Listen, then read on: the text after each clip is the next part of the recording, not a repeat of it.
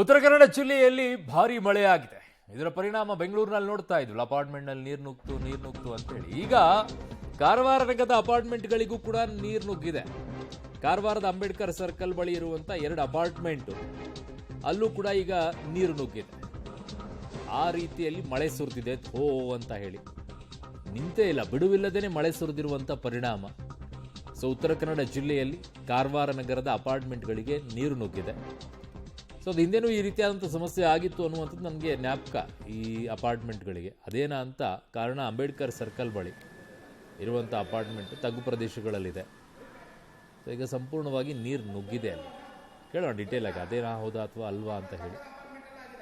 So Uttara Kannada ಜಿಲ್ಲೆಯಲ್ಲಿ ಮಳೆ ಧಾರಾಕಾರವಾಗಿ ಸುರಿದ ಪರಿಣಾಮ ಅಪಾರ್ಟ್ಮೆಂಟ್ನ ಕೆಳಗಡೆಗೆ ಪಾರ್ಕಿಂಗ್ ಜಾಗ ಏನಿರುತ್ತೆ ಸಂಪೂರ್ಣವಾಗಿ ನೀರಿನಿಂದ ಆವೃತವಾಗಿದೆ. ಉತ್ತರ ಕನ್ನಡ ಜಿಲ್ಲೆಯಲ್ಲಿ ಮಳೆಯನ್ನು ಮುಂದುವರೆದಿದೆ. ಅಬ್ಬರದ ಮಳೆಗೆ ಶಾಲೆ ಮತ್ತು ಅಂಗನವಾಡಿಗಳಿಗೆ ರಜೆಯನ್ನೇನು ಘೋಷಣೆ ಮಾಡಿದ್ದಾರೆ. ಆದರೆ ಮಳೆಯ ಪರಿಣಾಮ ಸಾಕಷ್ಟು ಅನಾಹುತಗಳನ್ನು ತಂದೊಡ್ಡಿರುವಂಥದ್ದು. ಕಾರವಾರದಲ್ಲಿ ಅತಿ ಹೆಚ್ಚು ಮಳೆಯಿಂದ ಹಲವು ರಸ್ತೆಗಳು ಜಲಾವೃತವಾಗಿದ್ದರೆ ಇತ್ತ ಅಪಾರ್ಟ್ಮೆಂಟ್ಗಳಲ್ಲೂ ಕೂಡ ಈಗ ನೀರು ನಿಲ್ತಾ ಇರುವಂಥದ್ದು. ತಳಮಳಿಗೆಯಲ್ಲಿ ಈಗ ನೀರು ನಿಂತಿರೋದನ್ನು ಗಮನಿಸ್ಬೋದು. ನಾವಿವತ್ತು ಕಾರವಾರದ ಅಂಬೇಡ್ಕರ್ ಸರ್ಕಲ್ ಬಿಡೋ ಒಂದು ಅಪಾರ್ಟ್ಮೆಂಟ್ನಲ್ಲಿದ್ದೀವಿ.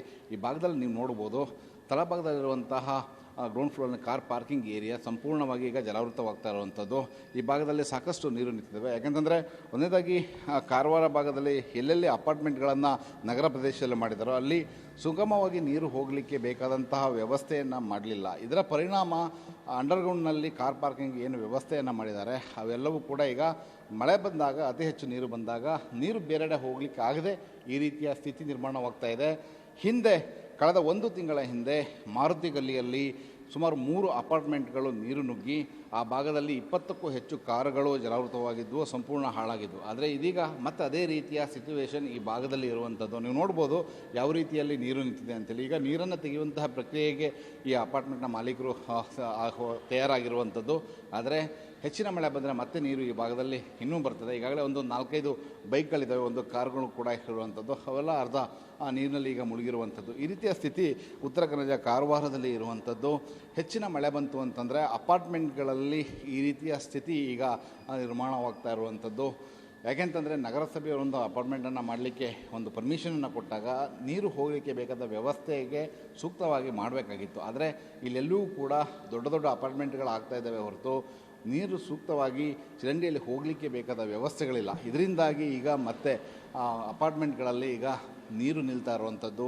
ಗ್ರೌಂಡ್ ಫ್ಲೋರ್ನಲ್ಲಿ ಕಾರ್ಗಳನ್ನು ಪಾರ್ಕ್ ಮಾಡಿರ್ತಾರೆ, ಬೈಕ್ಗಳನ್ನು ಪಾರ್ಕ್ ಮಾಡಿರ್ತಾರೆ. ಇಂಥ ಸಂದರ್ಭದಲ್ಲಿ ಮಳೆ ಹೆಚ್ಚಾದಾಗ ನೀರು ಚರಂಡಿಯಲ್ಲಿ ಹೋಗದೆ ನೇರವಾಗಿ ಗ್ರೌಂಡ್ ಫ್ಲೋರ್ನಲ್ಲಿರುವಂತಹ ಕಾರ್ ಪಾರ್ಕಿಂಗ್ ಏರಿಯಾಕ್ಕೆ ಬಂದು ನಿಲ್ತಾ ಇದೆ. ಇದರಿಂದಾಗಿ ಸಾಕಷ್ಟು ಅನಾಹುತಗಳು ಸೃಷ್ಟಿಯಾಗ್ತಾ ಇದ್ದಾವೆ.